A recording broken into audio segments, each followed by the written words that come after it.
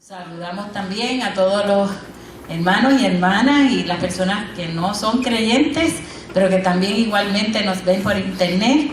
Y saludamos a la congregación de Tampa, que nos está viendo por internet, y cuya pastora y su esposo y su hija conocimos recientemente acá.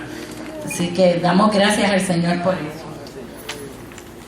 Yo quisiera hacerle una propuesta para estudiar el capítulo 19 y 20 de Apocalipsis. Yo no estoy segura que podamos cubrir todo lo del capítulo 20, pero estamos seguros que podemos trabajar el 19.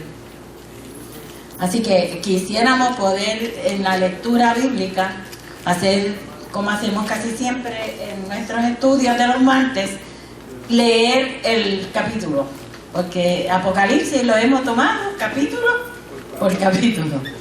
Así que quisiéramos, si tenemos la ventaja, el capítulo 19 de Apocalipsis y el capítulo 20.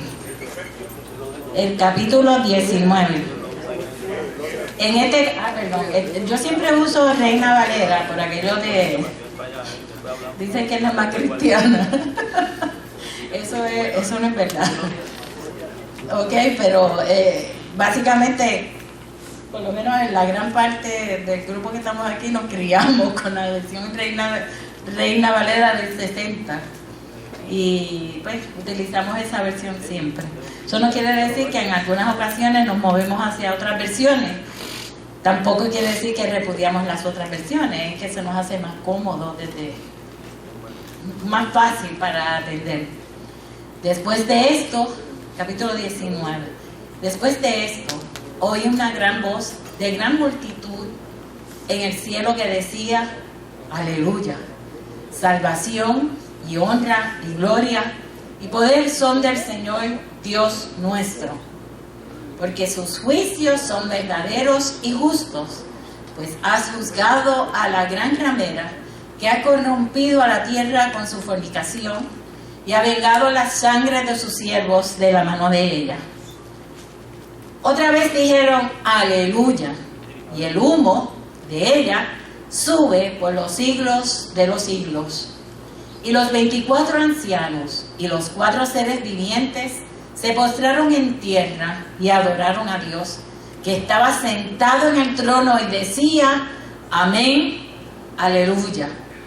Y salió del trono una voz que decía: alabad a nuestro Dios todos sus siervos y los que le temáis, así pequeños como grandes. Y oí como la voz de una gran multitud, como el estruendo de muchas aguas, y como la voz de grandes truenos que decía: aleluya, porque el Señor nuestro Dios Todopoderoso reina. Gocémonos y alegrémonos, y démosle gloria, porque han llegado las bodas del Cordero, y su esposa se ha preparado.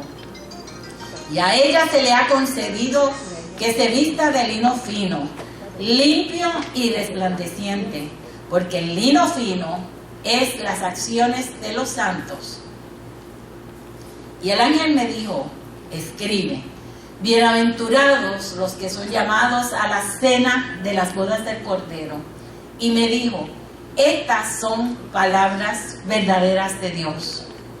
Y me postré a sus pies para adorarle. Y él me dijo: no lo hagas. Yo soy consiervo tuyo y de tus hermanos que retienen el testimonio de Jesús.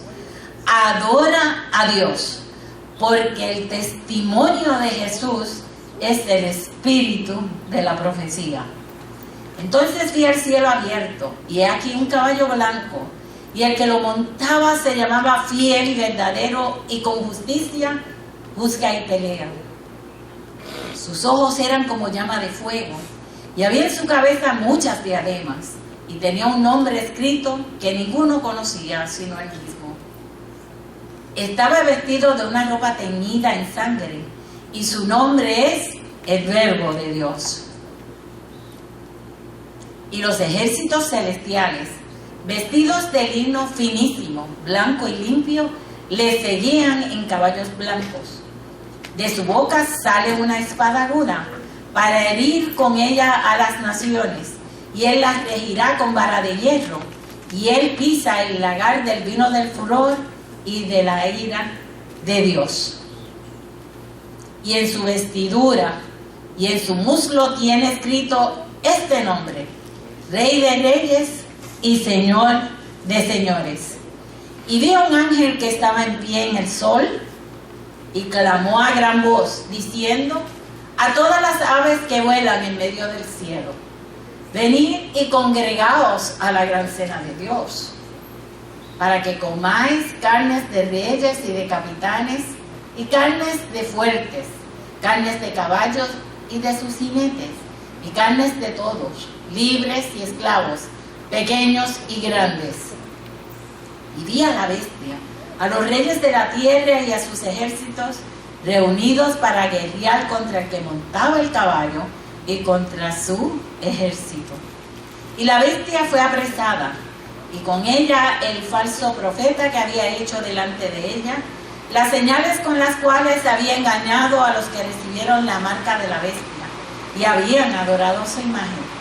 Estos dos fueron lanzados vivos dentro de un lago de fuego que arde con azufre. Y los demás fueron muertos con la espada que salía de la boca del que montaba el caballo, y todas las aves se saciaron de las carnes de ellos. Y vi un ángel que descendía del cielo con la llave del abismo y una gran cadena en la mano. Y prendió al dragón, la serpiente antigua, que es el diablo y Satanás, y lo ató por 1000 años. Y lo arrojó al abismo y lo encerró, y puso su sello sobre él para que no engañase más a las naciones, hasta que fuesen cumplidos 1000 años. Y después de esto debe ser desatado por un poco de tiempo. Y vi tronos y se sentaron sobre ellos los que recibieron facultad de juzgar. Y vi las almas de los decapitados por causa del testimonio de Jesús y por la palabra de Dios, los que no habían adorado a la bestia no es su imagen, y que no recibieron la marca en sus frentes ni en sus manos, y vivieron y reinaron con Cristo 1000 años. Pero los otros muertos no volvieron a vivir hasta que se cumplieron 1000 años. Esta es la primera resurrección. Bienaventurado y santo el que tiene parte en la primera resurrección. La segunda muerte no tiene potestad sobre estos, sino que serán sacerdotes de Dios y de Cristo y reinarán con él 1000 años. Cuando los 1000 años se cumplan, Satanás será suelto de su prisión y saldrá a engañar a las naciones que están en los 4 ángulos de la tierra, a Gog y a Magog, a fin de reunirlos para la batalla, el número de los cuales es como la arena del mar. Y subieron sobre la anchura de la tierra y rodearon el campamento de los santos y la ciudad amada. Y de Dios descendió fuego del cielo y los consumió. Y el diablo que los engañaba fue lanzado en el lago de fuego y azufre, donde estaban la bestia y el falso profeta. Y serán atormentados día y noche por los siglos de los siglos. Y vi un gran trono blanco y al que estaba sentado en él, de delante del cual huyeron la tierra y el cielo, y ningún lugar se encontró para ellos. Y vi a los muertos, grandes y pequeños, de pie ante Dios, y los libros fueron abiertos. Y otro libro fue abierto, el cual es el libro de la vida. Y fueron juzgados los muertos por las cosas que estaban escritas en los libros, según sus obras. Y el mar entregó los muertos que había en él. Y la muerte y el Hades entregaron los muertos que había en ellos. Y fueron juzgados cada uno según sus obras. Y la muerte y el Hades fueron lanzados al lago de fuego. Esta es la muerte segunda. Y el que no se halló inscrito en el libro de la vida, fue lanzado al lago de fuego.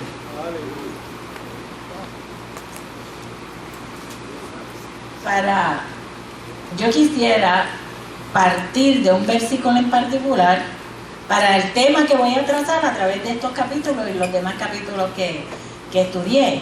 Y es que dice el versículo 10 creo que es, del capítulo 19. ¿Ok? ¿Por qué? Porque este es el espíritu de la profecía, que es Jesús. El espíritu de la profecía es Jesucristo, que ya lo leímos en el capítulo 19. Y a través de esto es que quisiera ir trayendo poco a poco por qué el libro de Revelación, el espíritu de la profecía, la esencia de la profecía es Jesucristo. ¿Ok? ¿Por qué? Porque Jesucristo es la presencia de Dios en la tierra y en el cielo, en ambas dimensiones. Jesucristo es la esencia de la profecía por el principio.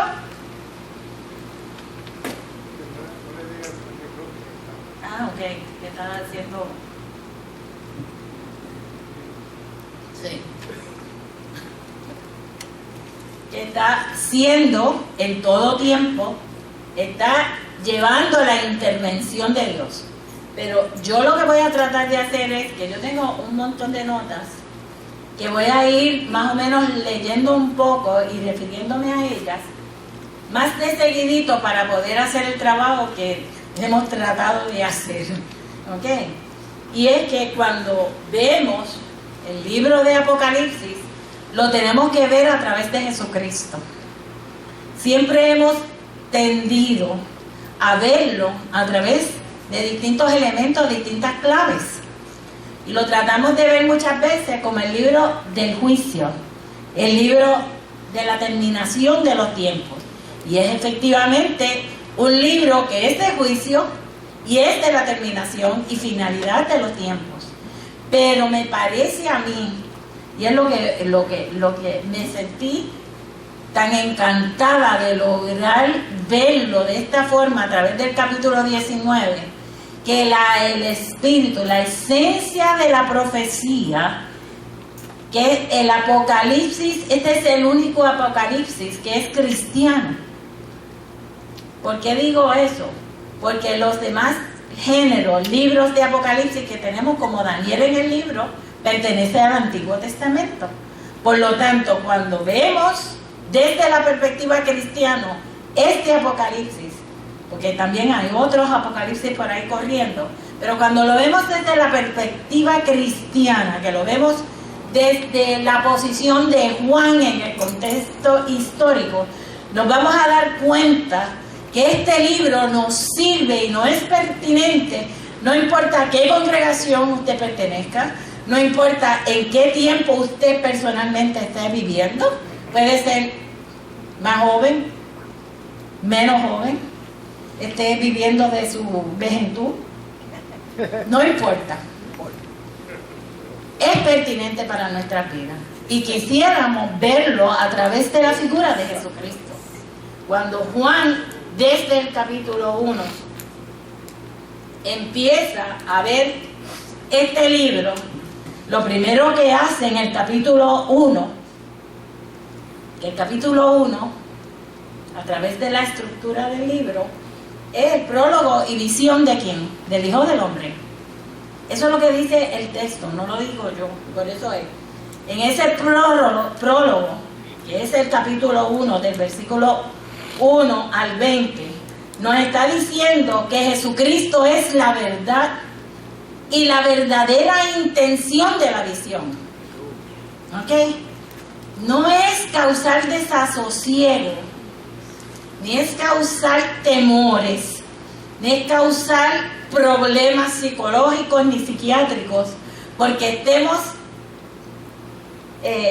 quizás destinados, a mí esa palabra no me gusta usarla, pero es como si estuviéramos todos caminando hacia un juicio, y no es que no lo va a haber, no estamos diciendo eso.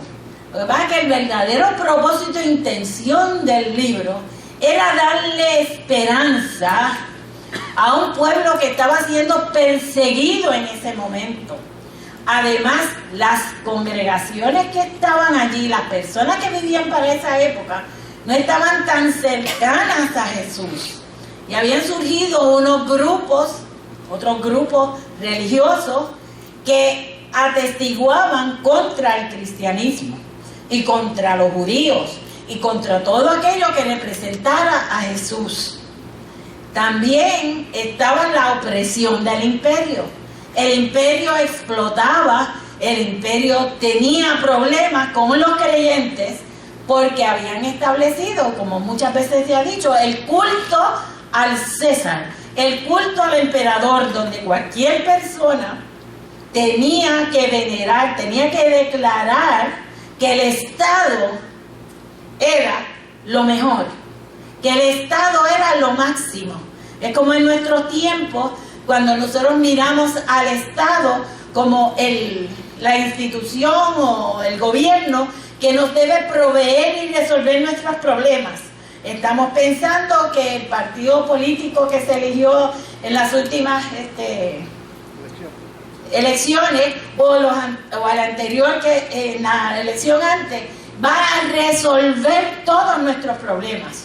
Eso es casi como pensar como el César, porque estamos pensando que nuestros problemas diarios, nuestros problemas de calle, nuestros problemas van a ser resueltos por una institución, por un grupo de personas que no tienen a Dios, que se sirven a sí mismos, que trabajan para sí mismos y en verdad utilizando el lenguaje del pueblo y para el pueblo, determinan que ellos son los dioses seculares de nuestro tiempo. Y la iglesia, como institución, como comunidad de fe, no puede estar amarrada a ningún partido político, a ninguna persona política, a ningún gobierno. No es que no respetemos nuestras leyes, no es que no respetamos las autoridades, pero la iglesia, el cuerpo de Cristo, que es la revelación que le da a Juan, a Jesucristo como el que es, el que era y el que será. Cambiarán los partidos políticos, cambiarán los líderes, cambiarán las épocas, cambiarán las instituciones, pero nuestro Señor Jesucristo es el mismo ayer, hoy y por todos los siglos. Y nosotros como iglesia, como comunidad de fe, tenemos que estar conscientes de que nuestra responsabilidad es con la revelación de Jesucristo como el que es, el que era y el que será. Por lo tanto, dice Juan en el capítulo 1, y voy a tratar de leer bastante rápido porque no me va a dar el tiempo. ¿Ok? Y me volví, capítulo 1. Y me volví para ver la voz que hablaba conmigo, y vuelto vi 7 candeleros de oro, y en medio de los candeleros a uno semejante al Hijo del Hombre, vestido de una ropa que llegaba hasta los pies, y ceñido por el pecho con un cinto de oro. Su cabeza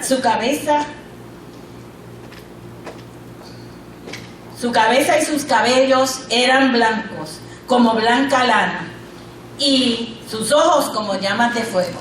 Pero si usted ve, déjalo ahí, el versículo 1, que ahí se iba. Si usted ve el versículo 1 del capítulo 1, lo que dice es la revelación de Jesucristo.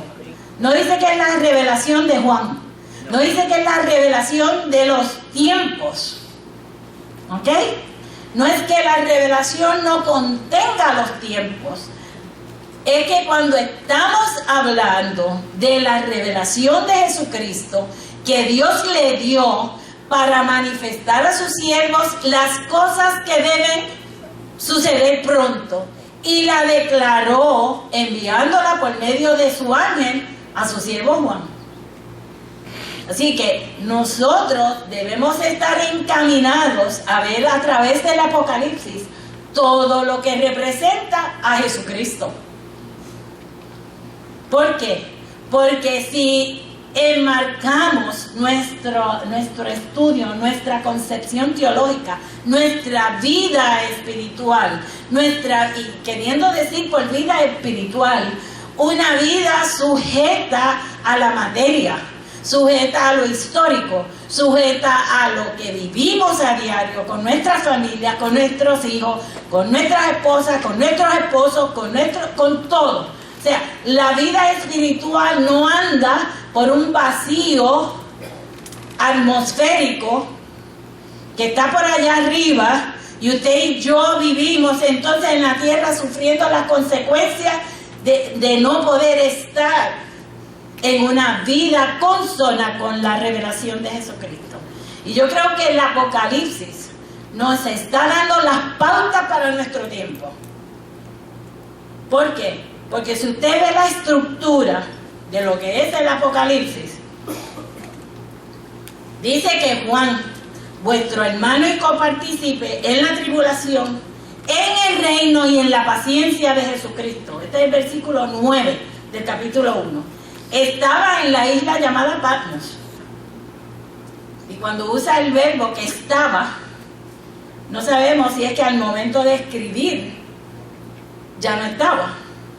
Que puede ser una pista de que cuando se escribió no estaba, sino que está recordando los eventos que tuvo. ¿Ok? Por causa de la palabra y el testimonio de Jesucristo. Todo lo que gira el Apocalipsis es porque por personas que estaban dando testimonio de Jesucristo. Como nosotros debemos dar testimonio de Jesucristo. O sea, y entonces dice Juan en el versículo 10, y yo estaba en el Espíritu en el día del Señor. Quiere decir que puede haber sido sábado, de acuerdo a la tradición judía, o desde el punto de vista cristiano, ya se celebraba el día del Señor domingo, así que podemos atisbar que pudiera haber sido o un sábado o un domingo. Y oí detrás de mí una gran voz, y ahí es que empieza lo que ya yo leí sobre el Hijo del Hombre. Así que para mirar el capítulo 19, desde el capítulo 1, a través de todos los capítulos, lo que se está manifestando es la figura de Jesucristo. Sin embargo, en el capítulo 19 nos llama la atención que se refiere al Cordero. Estamos invitados a las bodas, dice, del Cordero, a la cena de las bodas del Cordero. Y eso lo vamos a ver ahorita con más detallito. Porque a usted lo invitan a una boda, usted se presenta, pero normalmente nadie, bueno, lo que llaman en inglés los crashers, o sea, las personas que llegan a las bodas, y siempre los habrá, algunos invitados que llegan por su cuenta, no son ningunos invitados, son personas que se atreven a llegar, como no sé si recuerdan cuando esta pareja en una cena de estados del presidente Obama se presentaron estas dos personas que no eran ni invitados y sencillamente pasaron toda la seguridad y llegaron. ¿Ok? ¿Se acuerdan? ¿Ok? Así que cuando Juan está escribiendo, dice que él vio y cayó como muerto a sus pies. Esto estoy en el versículo 17. Y él puso su diestra sobre mí diciéndome: no temas, yo soy el primero y el último, el que vivo y estuve muerto. Mas he aquí que vivo por los siglos de los siglos. Amén. Y tengo, desde el capítulo 1 dice, y tengo las llaves de la muerte y del Hades. Lo guardamos hasta el 19 y el 20. Escribe las cosas que has visto y las que son en las que han de ser después de esto. Así que cuando en la segunda parte del Apocalipsis, que es después del primero capítulo, empieza el mensaje, ¿a qué? A las 7 iglesias. Por eso le dije que iba a ir rapidito y se lo voy llevando. ¿Por qué? Porque cuando habla el mensaje del capítulo 2 al capítulo 3, 22, que habla de los mensajes a las 7 iglesias, Yo voy a coger solamente uno. Yo pasé el trabajo de hacer las 7 para ver qué era lo que estaba pasando con eso de la revelación de Jesucristo. Y es que es el mismo Jesucristo, el mismo que reveló, le está diciendo a los ángeles de la iglesia. Y entonces necesitamos hacer esa relectura de todo el Apocalipsis para ubicarnos en nuestro tiempo. ¿Ok? Así que cuando él, que escribe a las 7 iglesias, vamos a coger el caso de Éfeso, pero tengo contra ti, en el capítulo 2, la iglesia de Éfeso, 2:4, pero tengo contra ti que has dejado tu primer amor. Recuerda, por tanto, de dónde has caído y arrepiéntete, y haz las primeras obras, pues si no, vendré pronto a ti y quitaré tu candelero de su lugar si no te hubieras arrepentido. Pero yo hice un examen sobre lo que estaba diciendo Jesucristo al ángel de la iglesia, a la iglesia de Éfeso, porque yo lo hice a través de las 7 iglesias, y era que desde el punto de vista de la comunidad de fe, del pueblo, había que entregarle a todos un mensaje común. Y el mensaje común era mirar lo que tienes. Veo tus obras, veo lo que hiciste, veo esto. Pero el mensaje verdaderamente común es pero el que te lo dice, te dice cómo has dejado de hacer lo primero que hacías. Le está diciendo a la iglesia, vuelve a ese camino, vuelve a tu primer amor. Y se proyecta entonces el que habla a la iglesia al futuro y dice, al que venciere. O sea, que le está hablando a la iglesia y a la persona. Esa revelación de Jesucristo es a la iglesia y a la persona. La iglesia somos nosotros. Somos todas las personas. Pero esas personas que están ahí tienen que velar por sí mismas y tienen que responder al llamado de Dios. Por lo tanto, le dice, al que venciere yo le daré, ¿qué? No, aquí a la iglesia de Éfeso le está diciendo del árbol de la vida.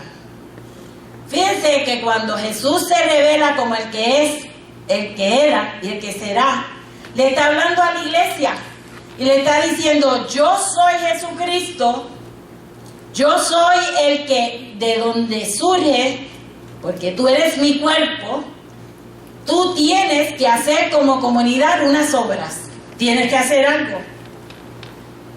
Y le señala cuáles son esos algo que estaban haciendo bien y aquellos que estaban haciendo mal. Pero cuando recapitula, se está proyectando hacia el futuro. Y le está diciendo, al que venciere. Y eso es a ti y a mí. Porque para estar en la cena del Cordero, del capítulo 19, dice que usted tiene que vencer, que usted tiene que ser fiel, que usted tiene que permanecer en la revelación de Jesucristo. No puede permanecer en la revelación de la astrología. No puede permanecer en la doctrina, por ejemplo, que dicen ahí, para ese tiempo de los nicolaitas, o la doctrina de Balaam.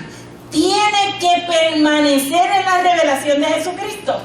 Y a ese que permanece, a esa persona que permanece y que pertenece al cuerpo de Cristo, le dan la promesa de todos los tiempos.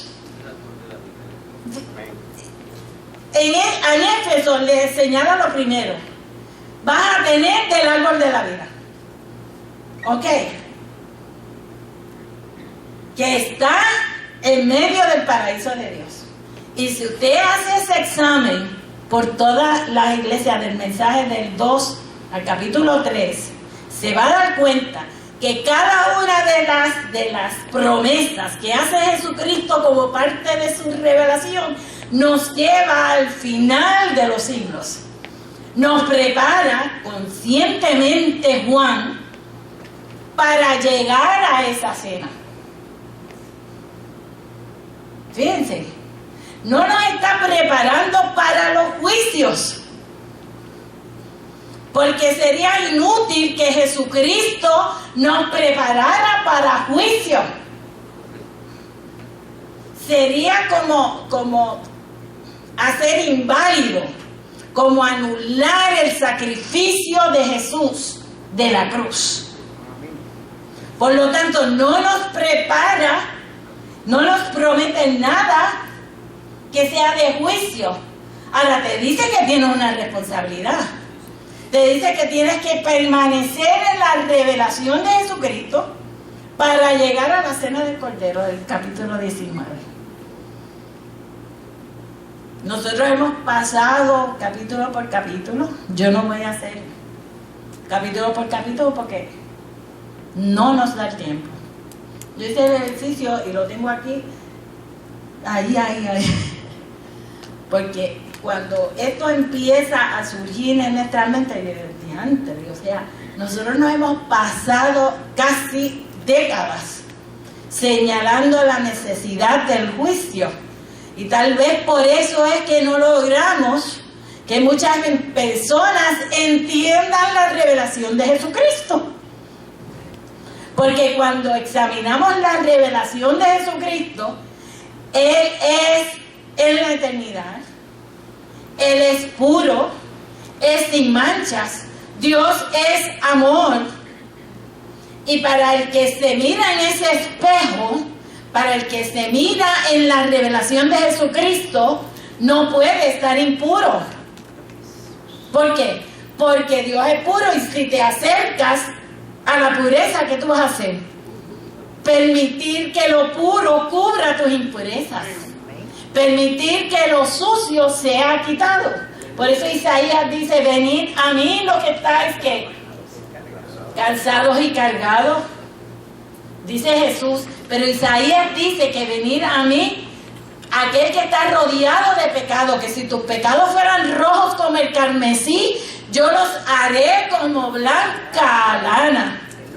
Ok, que cuando tú te acercas a la revelación de Jesucristo, ¿qué es lo que pretende Juan? ¿Qué es la revelación del Apocalipsis? Esto no quiere decir que nosotros nos estamos inventando algo diferente. Es que para estar en Dios siempre va a haber gente, pueblos, naciones, tribus que no van a querer estar con Dios, que escogen otra dirección. Dios lleva por este camino y queremos desviarnos por otro.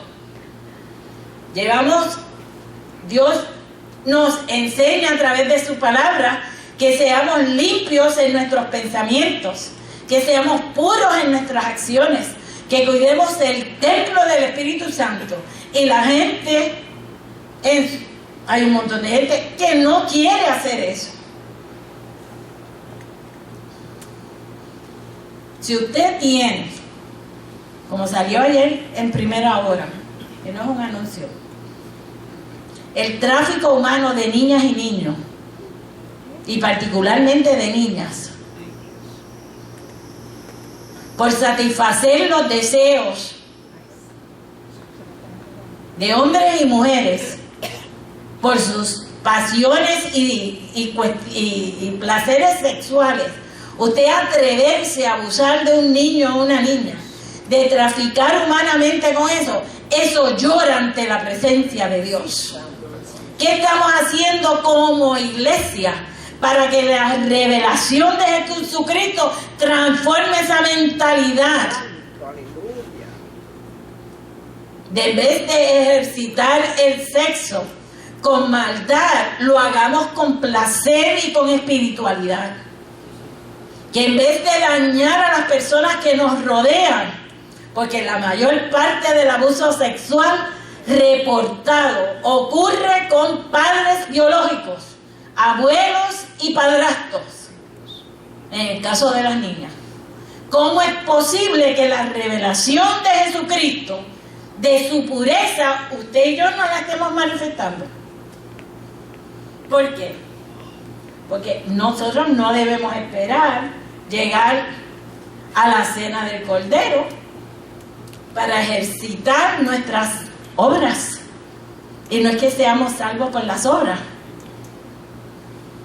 Es que en Éfeso le decía a la iglesia, vuelve a tu primer amor. ¿Y quién se acuerda aquí de su primer amor?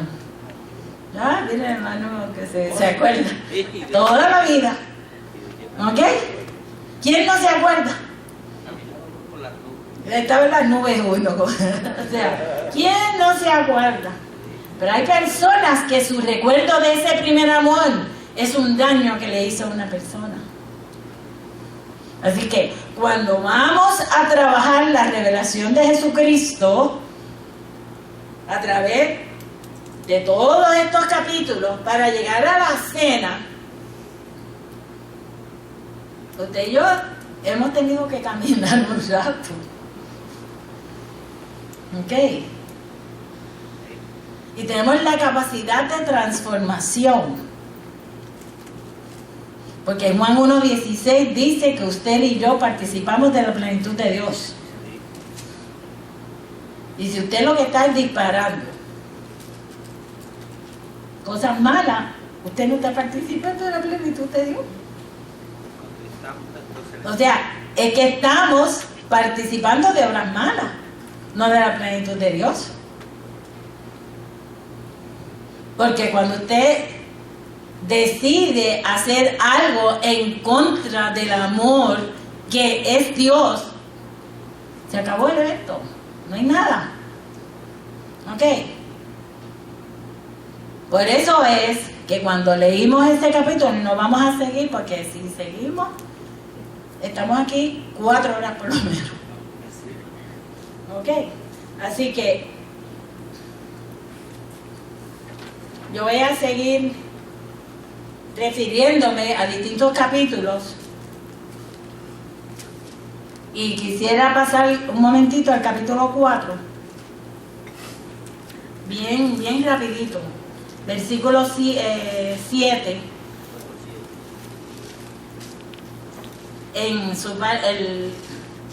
empezando, perdóname, en el 8. Y los 4 seres vivientes tenían cada uno 6 alas aladas, y alrededor y por dentro estaban llenos de ojos, y no cesaban día y noche de decir: Santo, Santo, Santo es el Señor Todopoderoso, el que era, el que es y el que ha de venir. Y dice, y si usted lee hasta el 11, y no lo voy a leer todo porque la verdad que el tiempo avanza, pero el 11 termina: Señor, digno eres de recibir la gloria, la honra y el poder, porque tú creaste todas las cosas y por tu voluntad existen y fueron creadas. Así que cuando Juan está estableciendo que la revelación es de Jesucristo, es porque está estableciendo que era desde un principio, que todo fue creado. Así que nuestra responsabilidad con la creación, con la naturaleza, es bien grande. Eso es parte de Dios.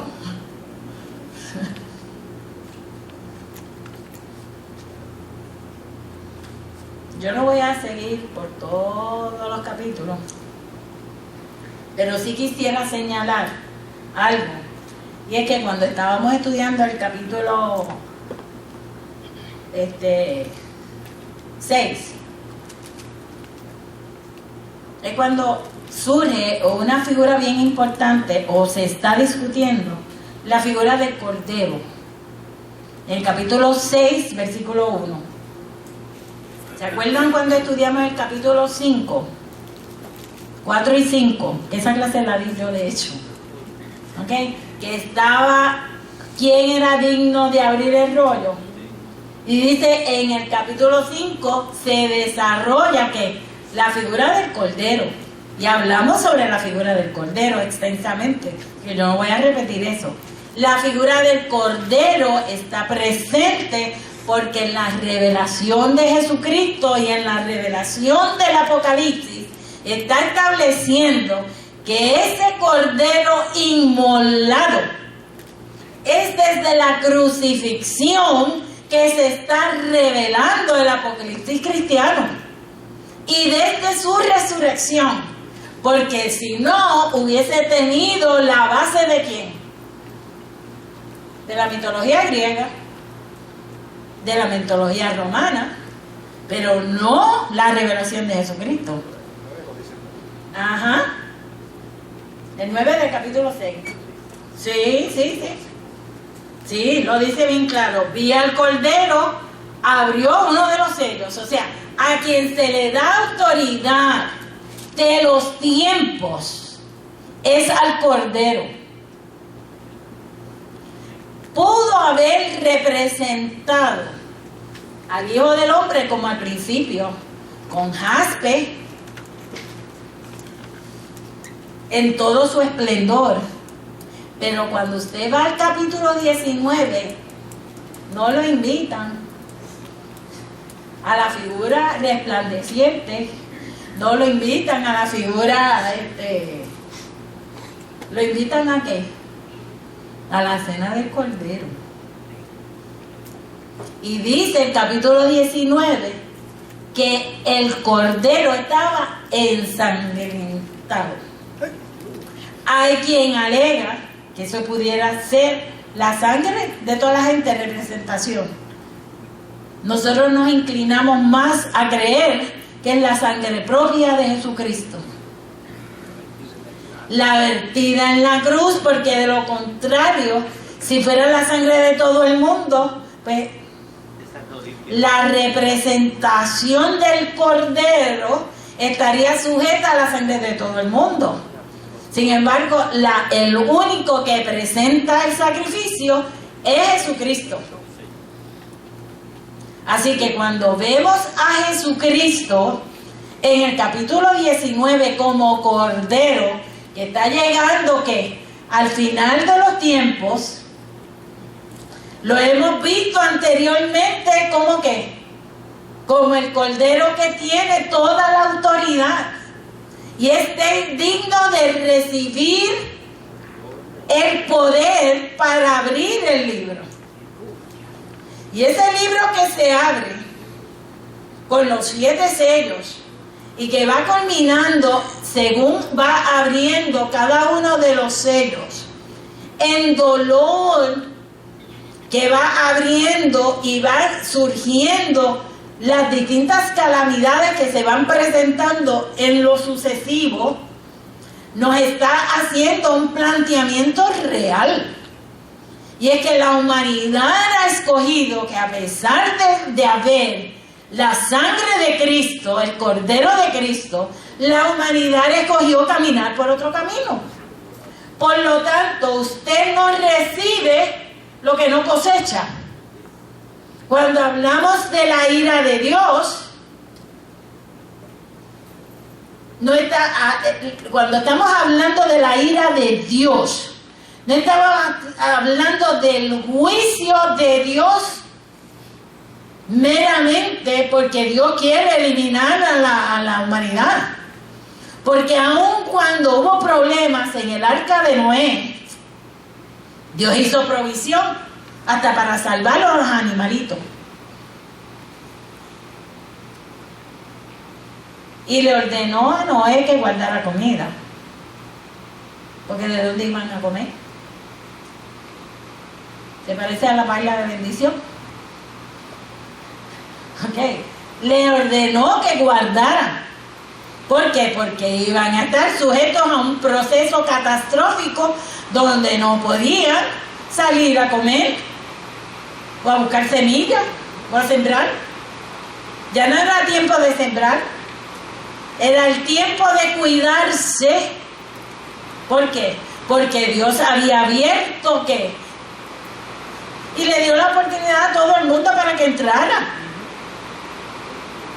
¿Sabes lo que pasa? Él se siente 20 años diciendo lo mismo. Imagínate que aquí una vez tarda 2 o 3 meses en lograr que alguien recoja un papel. Imagínense que fueran 120 años.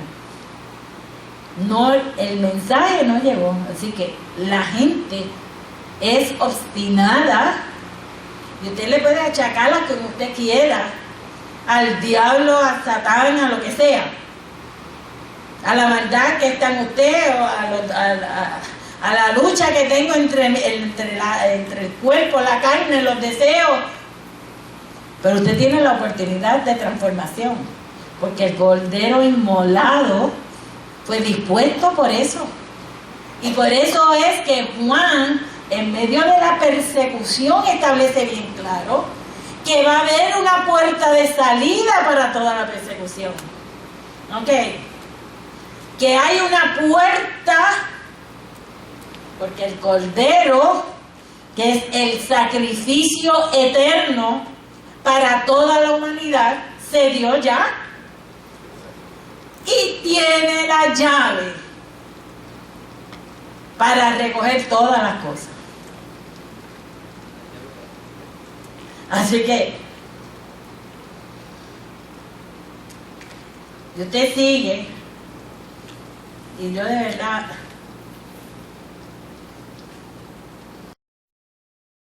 si usted, cuando empiezan a surgir los problemas con los sellos, que empiezan a abrirse, ¿usted sabe lo que la gente llega a decir en el capítulo 6, versículos 16 y 17? Cuando empieza todo eso: caed sobre nosotros y escóndenos del rostro de aquel que está sentado sobre el trono y de la ira del Cordero. ¿Por qué es tan importante que se señale que usted está invitado a la cena? Porque fue el sacrificio lo que hizo la diferencia. En Cristo fue juzgado todo el pecado. Por eso es que tenemos lo que llamamos salvación. Porque si Cristo no hubiese sido crucificado y resucitado, pues entonces se acabó el evento, como dicen por ahí. Por eso es que la significación de que vamos a la cena del Cordero es tan importante.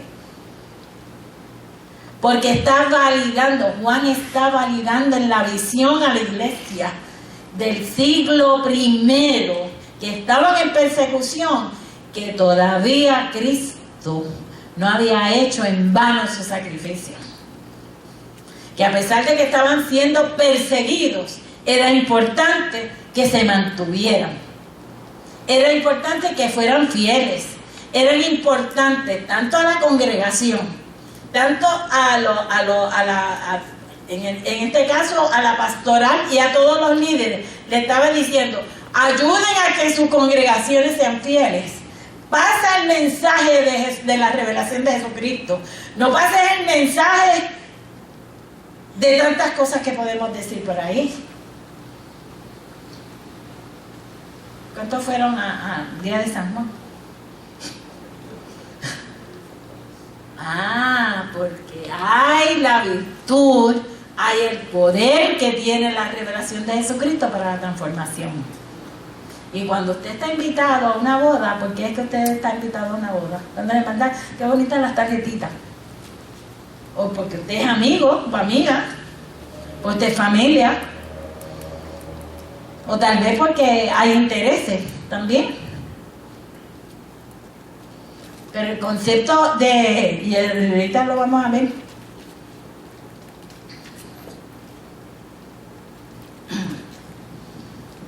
Y voy a ir por encimita porque voy a leer solamente unos textos para llegar al capítulo 19.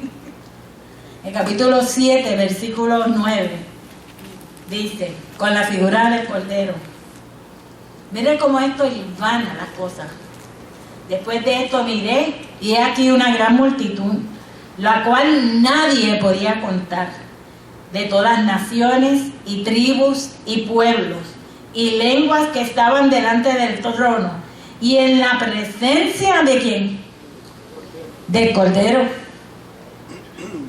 vestidos de ropa blanca y con palmas en las manos, y clamaban a gran voz diciendo: la salvación pertenece a nuestro Dios que está sentado en el trono y al Cordero. Y todos los ángeles estaban en pie alrededor del trono, y los ancianos, y los 4 seres vivientes, y se postraron sobre sus rostros delante del trono, y adoraron a Dios. Cuando está Juan,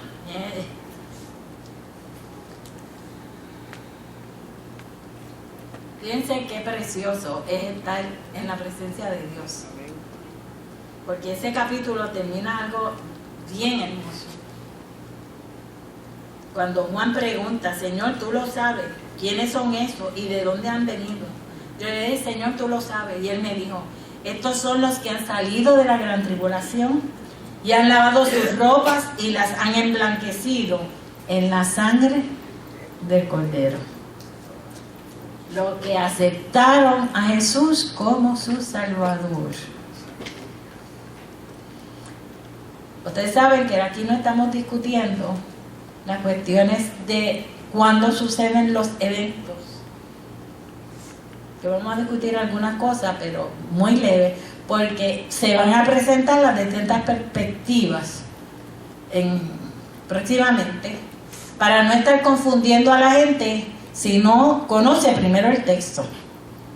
Porque hay distintas interpretaciones, y ustedes lo saben. Así que esa gente, eso que podemos ser tú y yo, estamos, y ya en el versículo 17 del capítulo 7 dice, porque el Cordero que está en medio del trono los pastoreará y los guiará a fuentes de agua de vida, y Dios enjugará toda lágrima de los ojos de ellos. A la verdad que Juan estaba bien convencido de la revelación de Jesucristo. No había duda en su vida que lo que él había recibido era para revelar a Cristo, pero ya en un marco diferente, porque entonces estaba hablando de cosas que no estaban en su potestad examinar y ver, porque tal vez Juan hubiese pensado que bueno, cuando yo termine el exilio, o cuando de Patmos, pues habla ahí de 1000 años. Yo estoy en el siglo I, 1000 años, pues ya se hubieran cumplido hace tiempo, si son 1000 años, 1000 años. Ok. Se hubiese podido haber cumplido. Pero Juan está escribiendo de tal forma que deja plasmado tanto a su tiempo como al tiempo presente todo lo que hay acerca del Cordero. Así que para todos los tiempos. yo pudiera seguir, pero el tiempo avanza. Y después no me digan que no termine el capítulo 19. Pero ¿me entienden por dónde voy? Si usted camina a todo el Apocalipsis, capítulo por capítulo, como yo lo hice, se va a dar cuenta que la revelación en todo momento es la revelación de Jesucristo. Como el que es, el que era y el que será. Claro, en el capítulo 19, vamos al capítulo 19, lo primero que encontramos es que el versículo del 1 al 8. Después de esto oí una gran voz, aleluya, salvación y honra y poder son del Señor. ¿Qué es lo que hay? ¿Qué es lo que están celebrando ahí? Vamos más adelante. Porque sus juicios son verdaderos y justos, pues ha juzgado a la gran ramera, y ya nosotros vimos quién era la gran ramera, que ha corrompido a la tierra con su fornicación. Y ha vengado la sangre de sus siervos de la mano de ella. Ya han pasado un montón de asuntos, tanto desde el punto de vista de Juan como exilado, como lo que vendrá en el futuro. Acuérdese que Juan, en su contexto histórico, está diciéndole quién es la Gran Babilonia, el imperio. ¿Ok? como han habido otros imperios, pero ese en ese momento era el que estaba en opresión. Y a veces uno dice, no, si nosotros vivimos en un sistema democrático, pero democráticamente nos están quitando nuestros derechos a la expresión de nuestras opiniones como creyentes. Así que democráticamente estamos siendo quitados. Así que alrededor del trono hay una celebración por la caída de ¿qué? Vamos a seguir. Versículo 4. 24 ancianos, vamos al versículo 5. Y salió del trono una voz que decía, alabar a nuestro Dios, así pequeños como grandes. Qué pena que aquí no hay pequeños también. Hoy siguen, el 7. Pues ya como lo leímos. Ajá. Porque han llegado las bodas del Cordero y su esposa.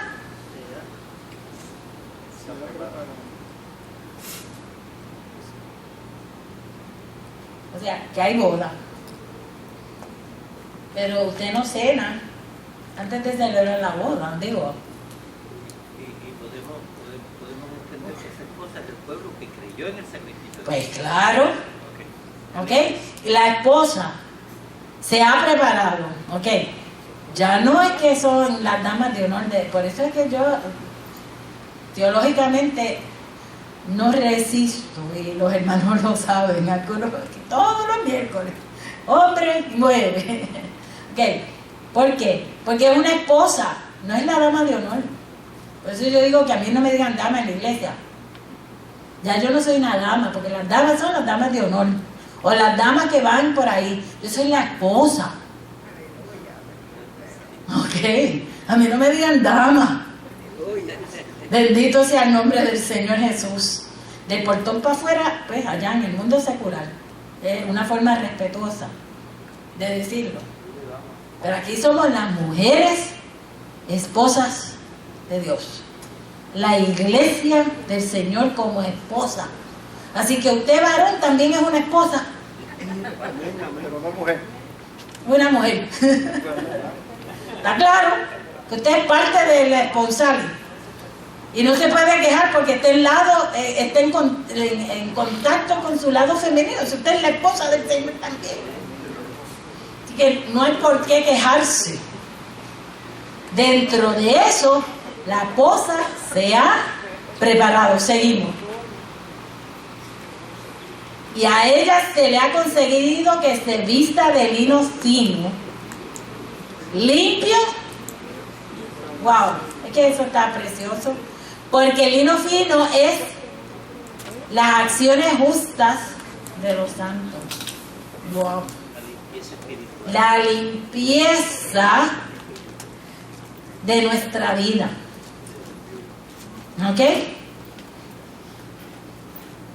Porque usted no puede ir sucio a una boda. Hace poco salió en la prensa, digo la prensa, esto yo lo vi por internet, una actriz que se casó con un traje negro, rompiendo pues la tradición. Pero estas son las palabras verdaderas de Dios. Fíjense, vamos a seguir al 10. Y me postré a sus pies para adorarle. Y me dijo, mira, no lo hagas. Eso quiere decir que no era Jesucristo. ¿Ok? Es que yo soy consiervo tuyo y de tus hermanos que retienen el testimonio de Jesús. Y volvemos ahí. Adora a Dios porque el testimonio de Jesús es el espíritu de la profecía. Es la esencia de todo este. ¿Por qué nos preocupamos?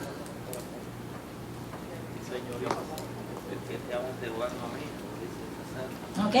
Estamos ante la presencia del Cordero.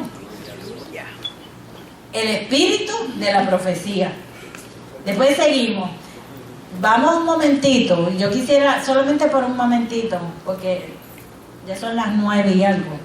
En Mateo 22, del versículo 1 al 14. Vamos a ver qué nos dice Mateo 22, del versículo 1 al 14. Respondiendo Jesús, les volvió a hablar en parábolas diciendo: el reino de los cielos es semejante a un rey que hizo fiesta de bodas a su hijo, y envió a sus siervos a llamar a los convidados a la boda. Mas estos no quisieron venir. Volvió a enviar otros siervos diciendo: decid a los convidados: he aquí he preparado mi comida, mis toros, animales engordados han sido muertos, y todo está dispuesto. Venid a las bodas. Mas ellos, sin hacer caso, se fueron, uno a su labranza, otro a su negocio, y otros, tomando a los siervos, que esto sí que está terrible, los afrentaron y los mataron. Y al oírlo el rey se enojó, y enviando sus ejércitos destruyó a aquellos homicidas y quemó su ciudad. Entonces dijo a sus siervos: las bodas a la verdad están preparadas, mas los que fueron convidados no eran dignos. Y pues a la salida de los caminos, y llamar a las bodas a cuantos halléis. Y saliendo los siervos por los caminos, juntaron a todos los que hallaron, juntamente malos y buenos, y las bodas fueron llenas. Que cuando el Apocalipsis habla de esas multitudes de toda nación, tribu y lengua que están invitados a la boda del Cordero, vamos a seguir. Y entró el rey para ver a los convidados, y vio allí a un hombre, pues todos los demás parece que les dio tiempo de cambiarse la ropa, que no estaba vestido de boda. Y le dijo: amigo, ¿cómo entraste aquí sin estar vestido de boda? Mas él enmudeció. Entonces el rey dijo a los que servían: atarle de pies y manos y echarle las tinieblas de afuera. Allí será el lloro y el crujir de dientes. ¿Se parece o no se parece a Apocalipsis? El capítulo 19. Y después al 20. O sea, cuando estamos en las bodas, nos invitan, tenemos la oportunidad de ir, de decirle si va o no va. Pero si va, no se va a ir como si fuera de playa o de campo o de camping, se va vestido de boda. Es más, ahora es respondéis s'il vous plaît. Si va a asistir, y abajo dice la notita: la boda es formal. O vestido todo de blanco y caqui. O como dirían en Estados Unidos, de White Christmas. Exacto. Y el detalle adicional, que lo que me vayas a regalar me lo dejen dinero. Fíjense que son muchos llamados y pocos escogidos. Y no es porque Dios los escoge, es porque usted toma la decisión de no entrar. Y al que quiere entrar sin estar vestido, lo van a sacar. Por eso es que cuando habla el capítulo 19 y el capítulo 20, dice que Satanás se quiso meter. Satán representando a todo lo malo. Miren, hermanos y hermanas, yo no sé si Satán es que si tiene cuerno o no tiene cuerno.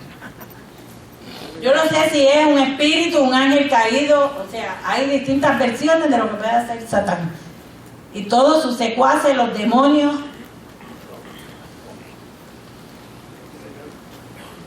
Yo sé que tienen la potestad de controlar la vida humana, pero usted tiene la potestad de no dejarse controlar, porque usted es parte del cuerpo de Cristo. ¿Ok? Así que cuando Satán se quiso meter a la cena, lo agarraron y lo tiraron. Y ahí es que viene el concepto del capítulo 20, que ahorita lo vamos a ver porque estamos tratando de llegar al 20. Pero ahorita llegamos. Así que la batalla final volvemos al capítulo 19, del versículo 11 al 21, si me hacen el favor. Capítulo 19, 11. Entonces vi el cielo abierto y he aquí un caballo blanco, y el que lo montaba se llamaba Fiel y Verdadero, y con justicia juzga. Ese caballo blanco también se menciona en el capítulo 4 del Apocalipsis, versículo 1. Y en el lugar de un trono celestial, en este se ve el jinete, y se describe con bastante precisión, porque dice: fiel, verdadero, rey de reyes, señor de señores. Oh, y palabra de Dios. Ok, el verbo de Dios, que eso está dentro de la tradición juanina del Evangelio, capítulo 1, versículo 1. En el principio era el verbo, y el verbo era con Dios, y el verbo era Dios. Ok, así que usted va armonizando todo el canon, toda la Biblia, y se está dando cuenta que la revelación es lo que pretende revelarse, es a Cristo. No un mito, sino revelarse a Cristo.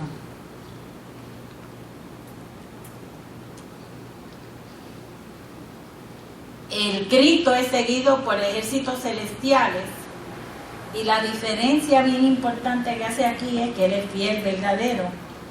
Pero lo que me llama a mí la atención es que, aparte de ser fiel, verdadero, rey de reyes, es que es el verbo.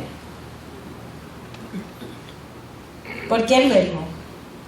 ¿Por qué es tan importante el verbo aquí como cordero? Si fuimos invitados a la cena, Él es fiel. Y se viene diciendo desde el primer capítulo de Apocalipsis que Él es fiel, verdadero, el que es, el que era, el que será, el que es de recibir toda la gloria, toda la honra por los siglos de los siglos.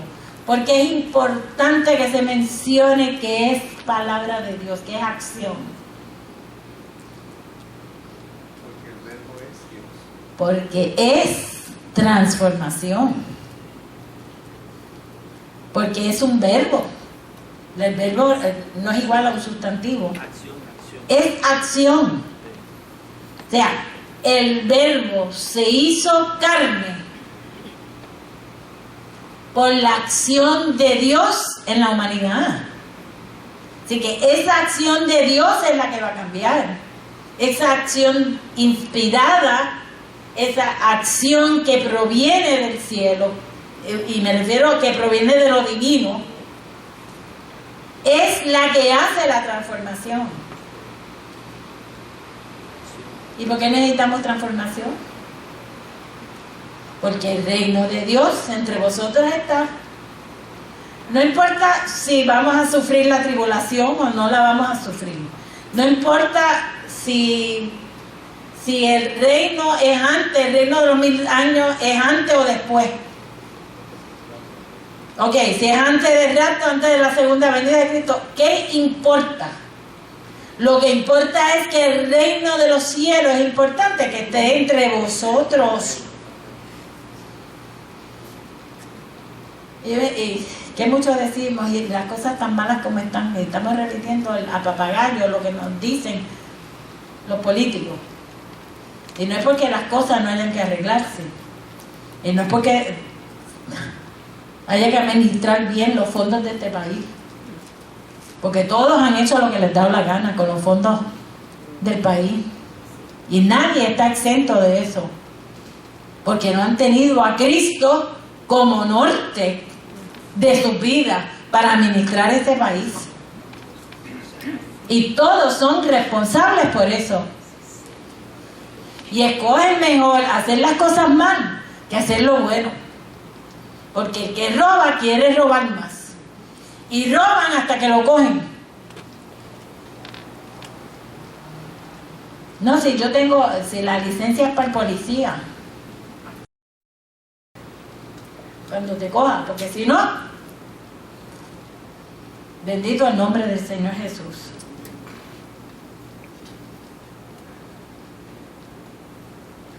Y no solamente la sangre de Cristo es nuestra transformación, y la presentación de Cristo como Cordero es importante, es que es la victoria contra el mal. Usted sabe usted piensa eso. Dice en la Biblia, resistir al diablo. Quiere decir que ¿cómo usted lo va a resistir? Haciendo lo bueno, haciendo lo diferente, haciendo el cambio. Porque si usted dice que está en el verbo y está en la palabra y está haciendo, pues usted no puede resistir al diablo. Es como en estos días, bien sencillo, estaba una mamá que un nene le había hecho algo a otra persona y le había salido con una mala crianza y yo no sé qué, y ella estaba contando y jactándose de que le había dado un puño en la boca,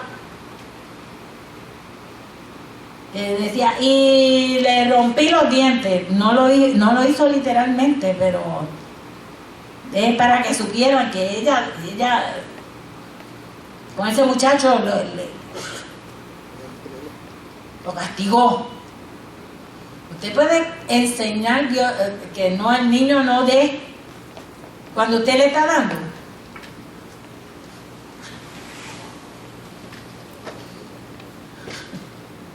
Así que Juan se ocupó en estos capítulos de enseñarnos que la revelación es Jesucristo. Y en el capítulo 20,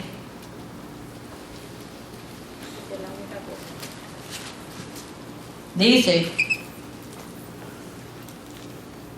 que la bestia fue derrotada. Por lo tanto, aparentemente todo debe llegar a su fin.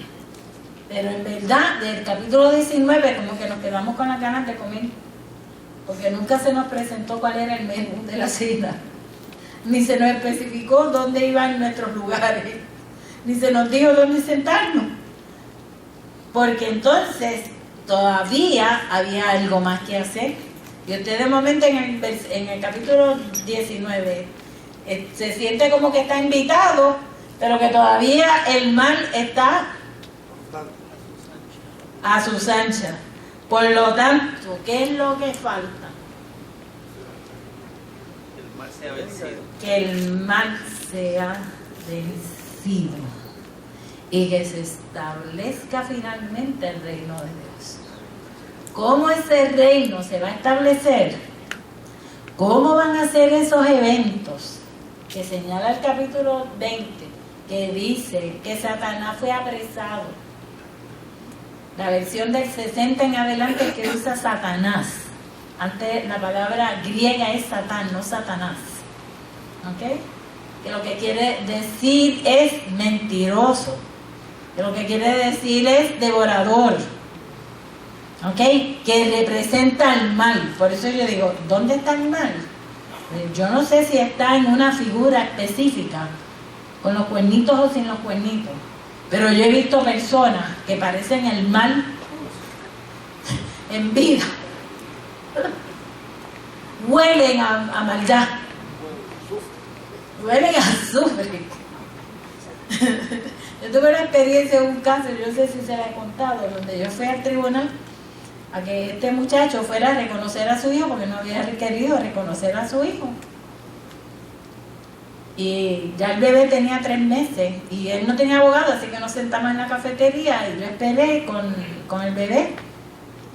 Cuando él llega y ve que el bebé tiene unas entradas aquí, dice, así, tiene las mismas entradas mías. Cuando yo vi aquello dije, rayos, son igualitos. ¿Okay? Y el bebé tenía literalmente tenía las entradas igual que el papá. Resolvimos eso. Pero después empezó con la pelea de la pensión alimentaria. Claro, como dice Roberto, esa es la mala, esa no es la mala, esa es la responsabilidad. Porque ¿para qué lo pariste? Si no lo pares y te cuida, no para. Así que dentro de toda esa imagen, él en un momento dado nos tuvimos que acercar, literalmente. Aquella persona olía a azufre. ¿Ok? Pero es una cosa tan increíble que yo me sentí y tuve que hacer así. Porque era que estaba dedicado, después supe que estaba dedicado a la santería. Y los que saben de santería, que era un palo de mayombe, así que el palo de mayombe era más malo todavía. Pero aún así se lo saqué. Usted es santero, ¿verdad? Por lo tanto, usted recibe regalos, ofrendas, lo que sea por lo que hace, ¿verdad que sí? Pues le subieron la pensión por eso. Ahí tiene. Así que hay personas que la maldad, y es como comentábamos en la clase de los maestros, yo no sé cómo es el cielo, yo no lo puedo definir por mi experiencia. Yo no sé definir lo que es el infierno, ¿ok? Pero basta con que haya ausencia de Dios, me basta a mí para no querer estar en él. Porque si es al olor de una persona que se le sale todo, ¿cómo es posible que usted quiera estar sin Dios en la eternidad? Eso como que a mí, y hay quien dice que eso son mentiras, que son utopías, que son, miren hermanos y hermanas, yo lo he dicho otras veces, y repitan bien lo que estoy diciendo. Yo no estoy diciendo que es una utopía, pero si lo fuera, que mucho bien me ha hecho. Si fuera todo mentira, pues mira, gracias a Dios por la mentira. Y no es como la canción Miénteme más. Es que necesitamos tener el bien en nuestras vidas. Satanás es arrojado al lado de fuego y empieza el reino milenario. Yo no voy a discutir cuándo empieza y cuándo termina, si es la segunda venida antes o después, sino el concepto. ¿Por qué? Porque eso lo vamos a ver más adelante de las distintas escuelas, porque hay una que es premilenialismo, que lo que dice es que Cristo regresa a la tierra antes del milenio a reinar con los santos que son resucitados en ese momento. Entonces, Satanás es liberado y echado en el abismo. O sea, después que es liberado por esos 1000 años, después que pasan los 1000 años, liberado y echado finalmente al abismo. Hay otras escuelas que dicen que eso que se llama el amilenianismo. Me hace difícil hasta pronunciarlo. Ese es que no creen en el reino mesiánico terrenal, porque dice que comenzó espiritualmente con Jesús y que al final se vería el reino de Dios. O sea, eso comenzó con Jesús, así que toda la visión escatológica de Juan no tiene una base para el futuro. Y a mí me parece que si nosotros validamos a Jesucristo solamente a su llegada a la tierra, como que no tiene sentido ser parte de la iglesia de Cristo. O sea, porque ¿a qué aspiramos? ¿Cuál es nuestra eternidad? Si todo el mundo habla de la eternidad, unos reencarnan, otros no reencarnan, otros cambian, otros... O sea, al fin y al cabo todo el mundo va en esa dirección. Nadie ha venido de atrás. Digo, han venido algunas personas dando testimonio de lo que han visto, como Juan. Así que si alguna persona va y viene, podemos darlo por cierto si es verdad. Así que el libro, voy a hacer un comentario final del libro de la vida. Este libro aparece 6 veces en Apocalipsis. Y lo voy a mencionar, no lo tienen que buscar. Apocalipsis 3:5, 13:8, 17:8, 20:12 y el versículo 15, y el capítulo 21 y 27. ¿Qué quiere decir el libro de la vida? Yo les digo francamente que todavía yo no sé cuál es el libro de la vida.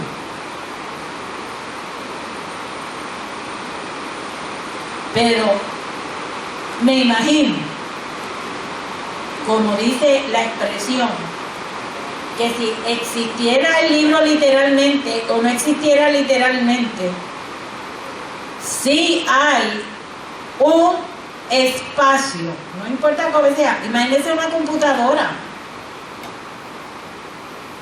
¿Cuánta información no puede haber en la computadora? Data y data y data y data y data. Ya están hablando que hasta el nombre de nube le han puesto en el recogimiento de la data, cloud. Y para los que sepan, yo no sé mucho de tecnología, apenas le doy a la computadora. Pero fíjense que en la inmensidad de la tecnología le ponen cloud. Ya se están acercando al cielo, pues llaman por las nubes. Toda la información que se recoge en una nube, eso es, imagínense, en una nube tecnológica, porque no es una nube real. Y Juan debe saber de eso. Okay, y otras personas que veo a la hermana asintiendo como que reconoce eso. Imagínense lo que puede haber en el cielo, o cómo Dios registra las obras de uno. ¿Por qué?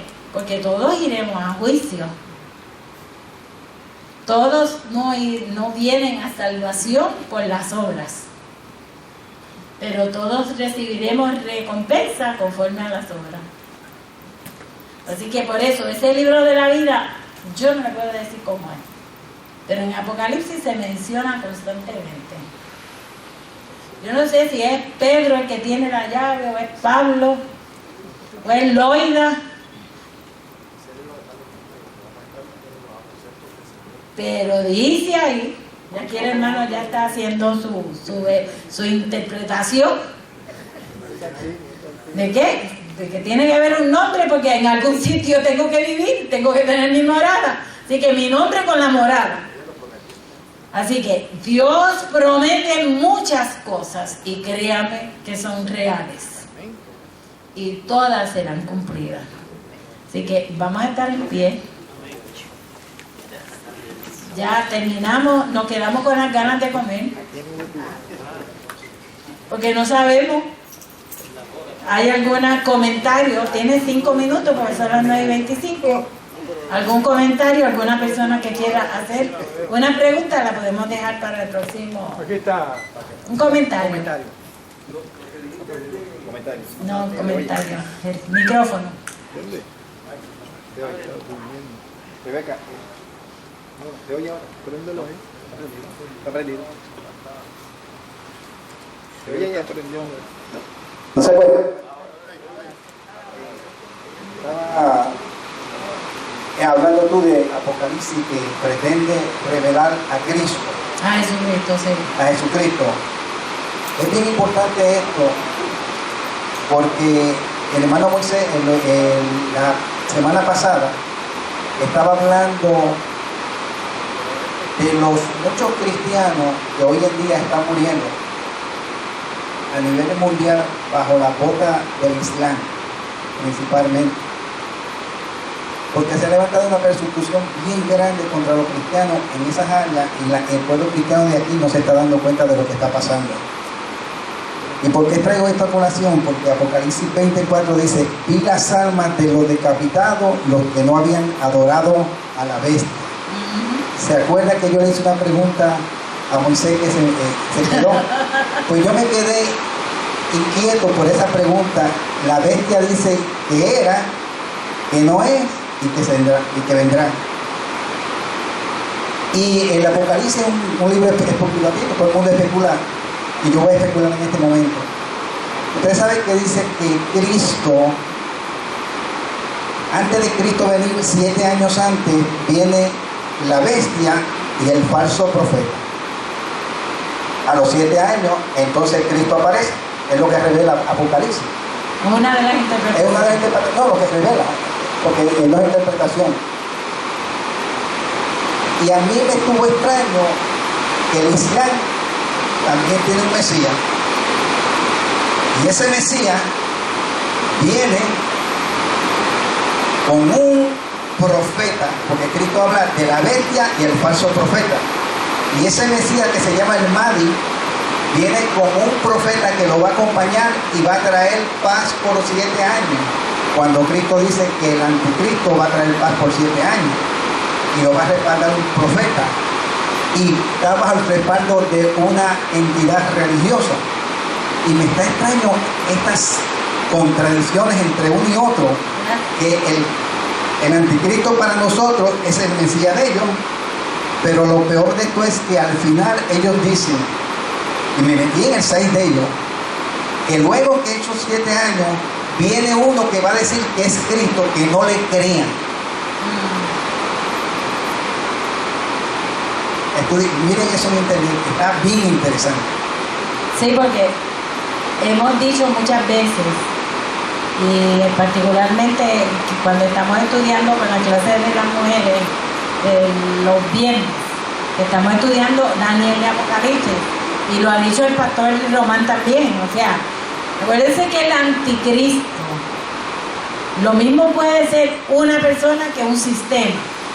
Por lo tanto, si es alguien en particular, pues tendríamos que entrar en el planteamiento que estamos tratando por lo menos de evitar en este momento, no porque no querramos, sino porque estamos tratando de guardar este tipo de planteamiento más adelante.